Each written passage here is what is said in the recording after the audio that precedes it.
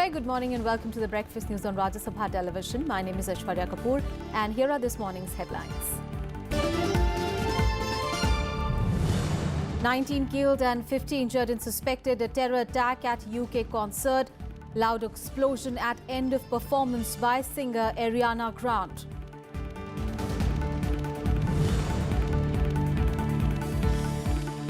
Elections to 10 Rajya Sabha seats are deferred. Election Commission cites a clash of dates with presidential polls and EVM challenge.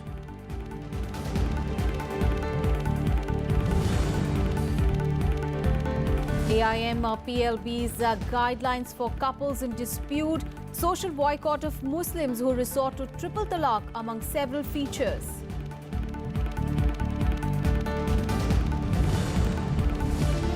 RBI to reconstitute oversight committee with more members to resolve issue of bad loans with banks that have crossed 8 lakh crore rupees.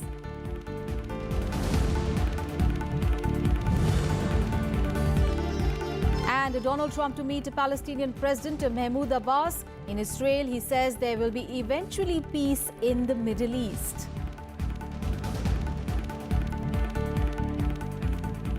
Our top stories from Britain, where 19 people have been killed and about 50 others were injured in a suspected terror attack at Manchester Arena in England, where US pop singer Ariana Grande was performing. There was a loud explosion reported at about 10:30 p.m. local time at the venue as the concert was ending. There was chaos as the smoke filled in a main corridor outside the arena seating and stage area. There was a second suspected device near where the first explosion occurred. People were moved away from the scene and a controlled explosion took place. A number of eyewitnesses described the confusion in the aftermath. The crowd was made up of mainly younger people who had come to see Grande in her first of the 3 scheduled concerts in the UK on her European and Latin American tour. Now, Manchester Arena is the largest indoor arena in Europe. It opened in 1995 and has a capacity for 21,000 people. A spokesperson for Ariana Grande's record label said that the singer was all right. The cause of the blast is unknown at the moment, but Northwest Counter-Terrorism Unit is treating it as a possible terrorist incident. Meanwhile, Greater Manchester Police is also working to set up a contact number for the relatives. Manchester Victoria Station, which is close to the concert venue, has been closed and all the trains have been cancelled.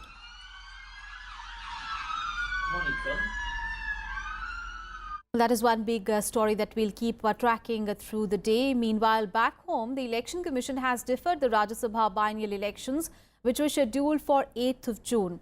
Now, as per the earlier plan, 10 Rajya Sabha seats from Goa, Gujarat and West Bengal were scheduled to go to polls next week.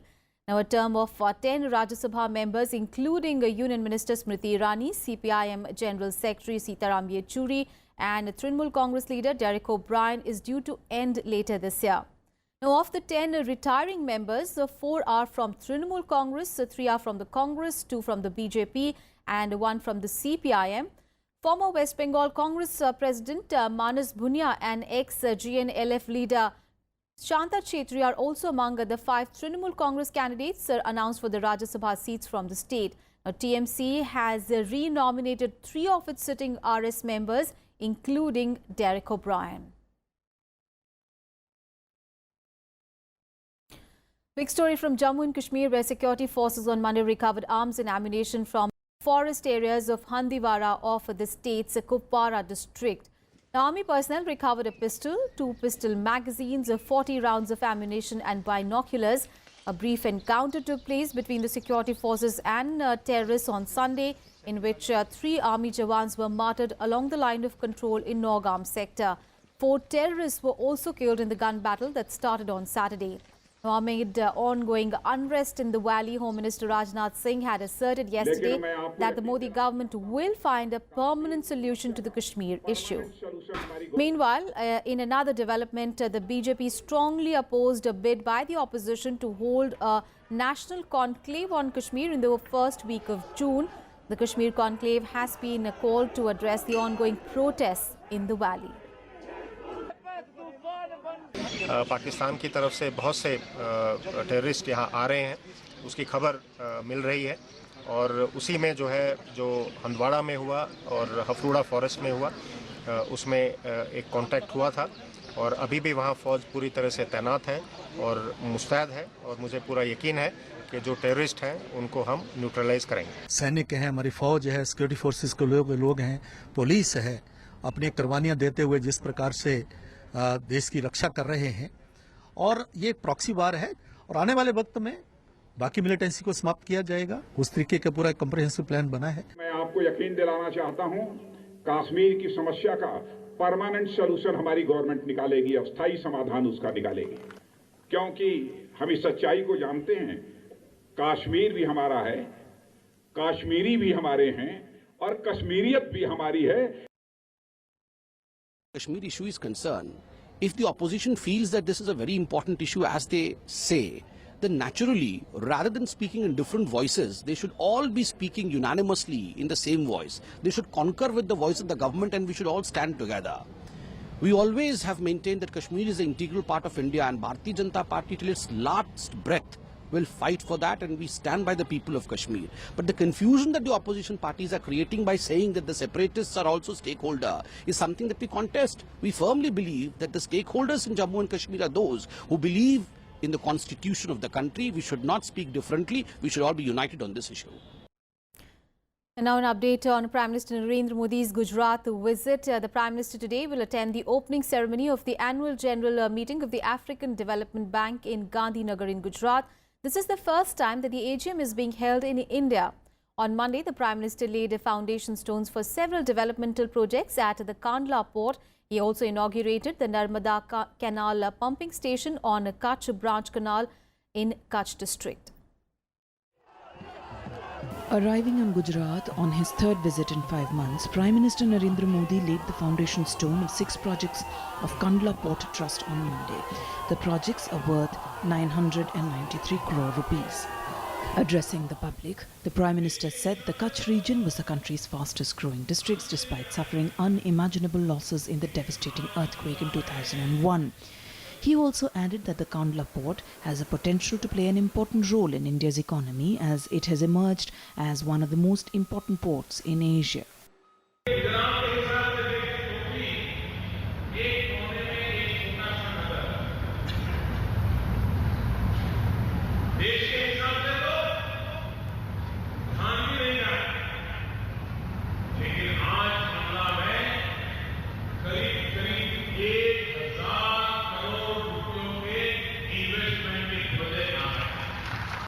Later, he inaugurated a pumping station built on Narmada Branch Canal in Bachau for the Kutch region. The pumping station will provide irrigation to around 278,000 acre farmlands in 7 talukas of the Kutch district. It will also provide drinking water to around 900 villages and 10 towns of the region. It will also help to generate power through micro power stations. Addressing a public meeting later, he appealed to the people of Kutch to use water judiciously.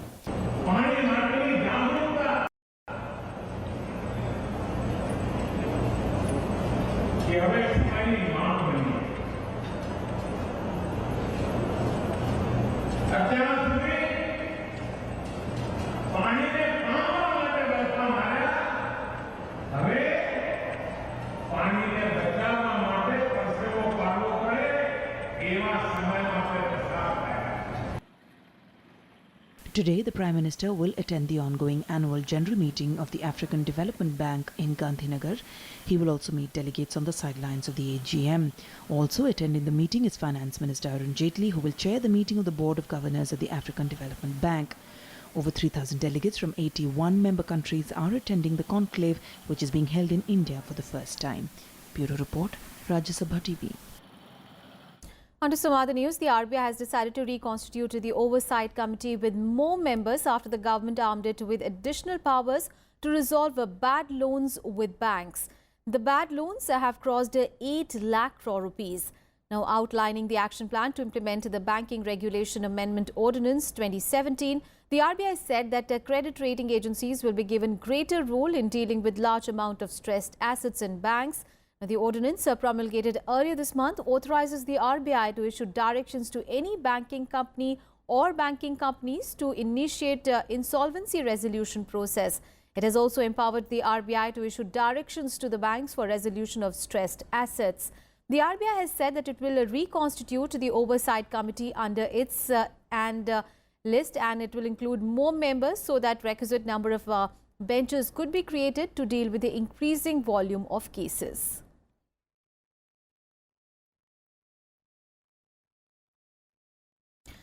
On to our other top story. The All India Muslim Personal Law Board has issued new guidelines for married couples.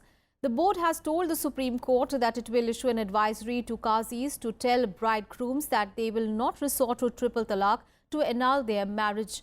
Now, giving details of the guidelines, the AIMPLB told the Apex Court that the differences between husband and wife should be mutually resolved through Shariat.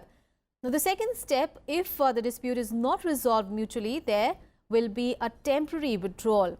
In case of failure of the first two steps, then the senior members of both the families should try to reconcile, or one arbitrator may also be appointed from each side for the resolution of the differences. It said that in order to discourage a triple talaq as a form of divorce, it has decided to socially boycott those Muslims who resort to triple talaq and reduce such divorce incidents. जिससे बहुत फ़ायदा होगा। दूर दराज इलाकों में पहली बात तो ये कि निकाह के वक्त आमतौर से लोग तलाक़ का जिक्र नहीं किया करते थे। अब तलाक़ के बारे में ख़ास तौर से औरत या उसके घर वाले अगर कोई बात कहते हैं शौहर की, भाई हमको ये बात आना चाहिए कि शौहर एक वक्त में 3 तलाक़ नहीं देगा बगैर किसी जवाज़ के, तो ये बात निकाहनामे में शामिल की जा सकती है।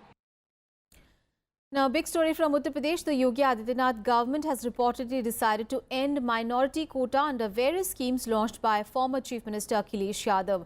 Around 20% quota was fixed for 85 schemes during the Samajwadi Party regime. According to reports, the move is in line with the BJP's election announcement that claimed that the party will end caste-based appeasement in the state. Akhilesh Singh Yadav's dream project, Samajwadi Smartphone Yojana, was also scrapped by the new government in April. जो भी चीजें चलती हैं सामाजिक तौर पर, आप आज क्या परिस्थितियां हैं, आज किस चीज की आवश्यकता, किस चीज की जरूरत है, वो जरूरत की चीज उनको पहुंचना चाहिए। ना कि कोई एक बिला वजह के लिए हमें कोटा तय कर दें कि नहीं साहब हम आए हैं सरकार में तो हमने कोटा तय कर दिया और उस कोटे का लाभ उनको नहीं पहुंचा। वहां पर एक टीम बन गई और उसने भ्रष्टाचार किया उस कोटे के नाम पर, तो वो चीज नहीं होना चाहिए। जो जायज तरीके से पहुंचाने वाला लाभ है अल्पसंख्यक को, वो अल्पसंख्यक समुदाय को पहुंचेगा और उसके लिए सरकार प्रतिबद्ध। सोचने की जरूरत नहीं है। अभी तो इन्होंने कहा है कि कैबिनेट में उसको मंजूरी देंगे, देखते हैं कि इन योजनाओं में किसको लाभ मिला है किसको नहीं मिला है, जो जांच का विषय है वो है।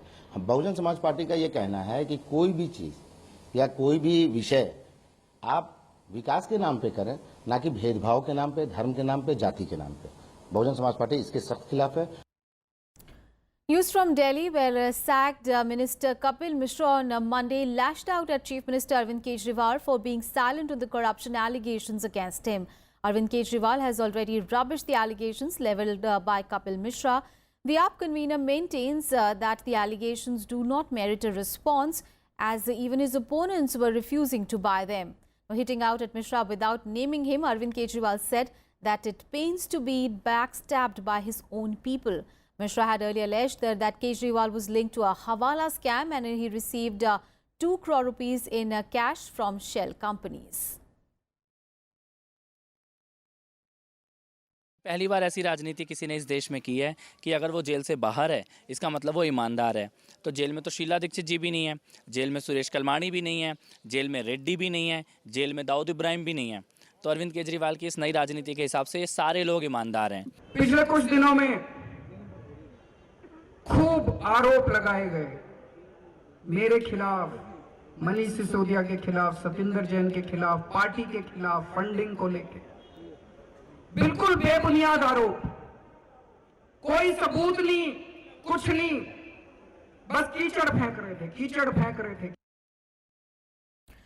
And let's get you some more news from across the country nationwide.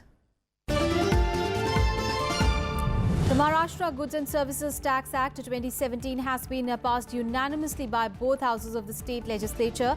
Replying to a debate on the bill, Minister of Finance Sudhir Mungattiwar said that the countries where the GST system has been applied have not faced inflation and have seen a consistent rise in their GDP.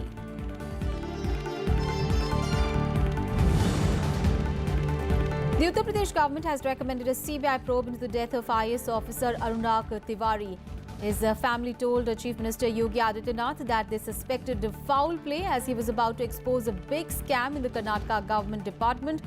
The Karnataka Chief Minister has welcomed the UPA government move.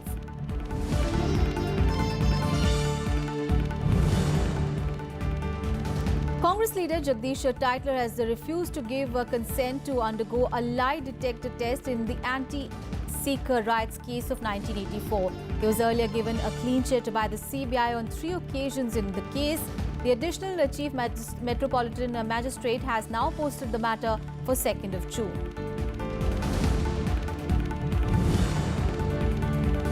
The Madhya Pradesh government has banned mining on the Narmada river bed. It has also formed a committee of experts to suggest measures to prevent ecological damage to the river, which is considered as the lifeline of the state. The move comes after Prime Minister Narendra Modi expressed concern over the condition of the river in the country.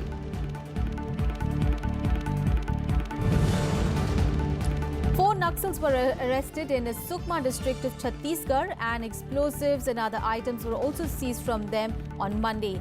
The rebels were arrested when a joint team of District Reserve Guard and a special task force were carrying out a search operation on the forested hills between Kunna and Jongeras villages.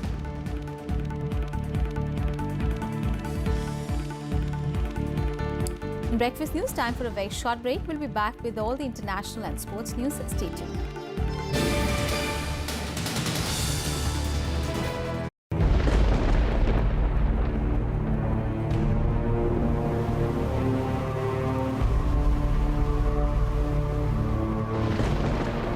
This is Kibutu in Arunachal Pradesh, East Point East on the map of India. Kibutu is dangerously close to the Chinese pressure point. We see first-hand and unseen areas of sand dunes and see how BSF is guarding this difficult territory along the Indo-Pak borderline.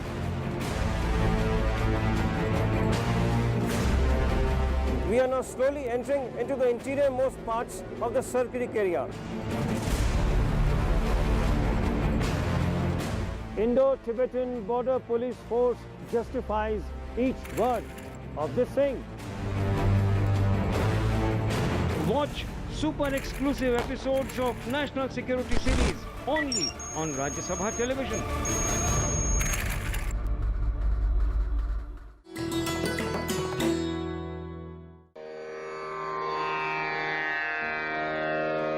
The sacred relics of Buddha were unearthed in Piprava in Uttar Pradesh.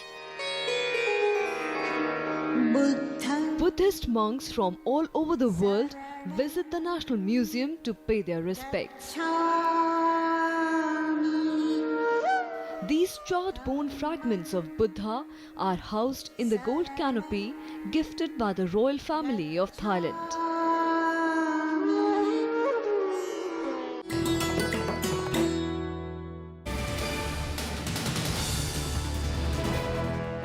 Thanks for staying with us. Well, China has said that there was no change in its stance on the admission of non-proliferation treaty states to the NSG, effectively dismissing India's chances of entering the 48-member elite club at its crucial meeting next month.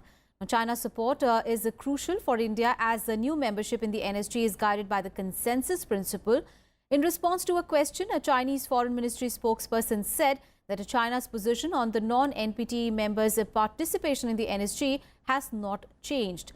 Following India's participation and application to the NSG, Pakistan had also submitted its membership bid with the China's backing. While India's bid is backed by the United States and several Western countries, China maintains that new members must sign the Nuclear Non-Proliferation Treaty or the NPT. India has refused to sign the NPT as it considers as discriminatory. Now, following India's boycott of the Belt and Road Forum or the BRF, analysts feel that China's position on India's entry into the NSG will further be hardened.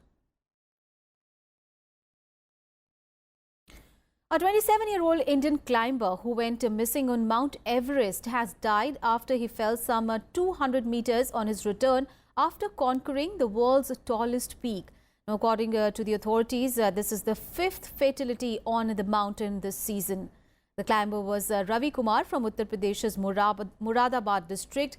He fell from 8,200 meters altitude, which is popularly known as balcony, and he died. Now, balcony is the final resting spot before climbers ascend the south summit of the mountain.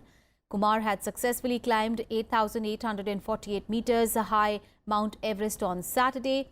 His climbing guide was also reportedly found unconscious after suffering from frostbite. Now, Kumar's family in Muradabad has been informed and they are expected to reach Kathmandu today. Nepal has cleared 371 mountaineers to climb Mount Everest during the current season ending this month. The big international story: South Korea's former president Park Geun-hye is due to go on a trial for corruption. The trial begins today at the Seoul Central District Court and is likely to last for several months. Now, if convicted, Park could face a prison term ranging from 10 years to life. The former president was impeached and removed from office in March this year following mass protests. After losing presidential immunity, Park now faces 18 charges, including bribery, abusing state power and leaking state secrets. She's also accused of letting her longtime friend Choi Soon-sil handle a wide range of state affairs. Now, the scandal has led to arrests of dozens of people, including a Samsung heir as well, who is accused of bribing Park and her friend in exchange for business favors. Now, Park has denied all the charges, insisting that she is being framed. This is her first appearance since her detention in March. 이를 계기로 제왕적 대통령제를 개선을 해야 된다라는 여론이 높아서 지금 이제 아마 국회에서 헌법 개정 논의가 진행이 될 겁니다. 무너진 법 질서가 회복될 수 있는 그런 계기가 되지 않을까 이렇게 생각합니다. And continuing with his Middle East tour, US President Donald Trump was in Israel on Monday. After meeting country's Prime Minister Benjamin Netanyahu, Trump said that Iran will never have nuclear weapons. At a joint press conference, Trump sought to unite Israel and Saudi Arabia against common cause Iran. Trump said that Iranians thought that they could do what they want since negotiating a nuclear deal with the world powers in 2015. He accused Iran of deadly funding, training as well as equipping the terrorists and militias. Trump also called for a peace deal between Israel and the Palestinians. One point of contention in the talks is the fate of East Jerusalem, which Israel occupied in the 1967 war. Now, the Palestinians seek East Jerusalem as the capital of a future independent state. I believe that a new level of partnership is possible and will happen, one that will bring greater safety to this region, greater security to the United States, and greater prosperity to the world. This includes a renewed effort at peace between the Israelis and the Palestinians. And I thank the Prime Minister for his commitment to pursuing the peace process. He's working very hard at it. It's not easy. I've heard it's one of the toughest deals of all, but I have a feeling that we're going to get there eventually. I hope. Meanwhile, Donald Trump is due to meet Palestinian President Mahmoud Abbas in the West Bank city of Bethlehem on Tuesday. After Palestine, Trump will be in Rome to meet Pope Francis and Brussels to see NATO leaders. On Friday, he will return to Italy to meet other world leaders at a G7 summit in the Sicilian town where the climate change is expected to be discussed.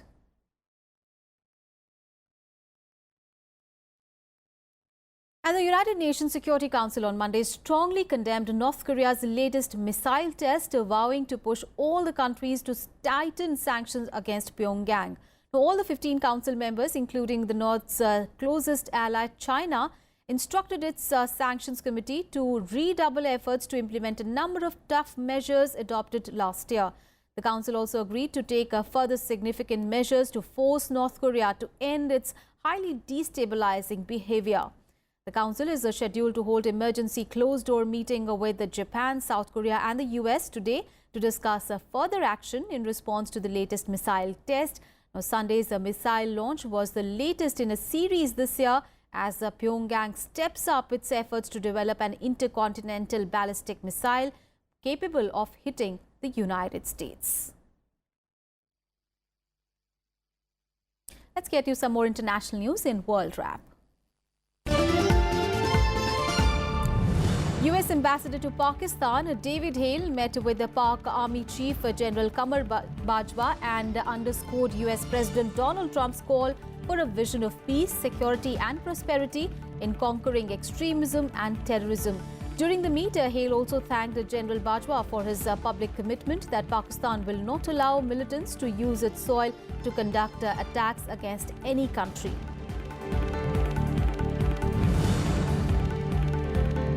A blast at an army hospital in the heart of Bangkok on Monday has injured 25 people.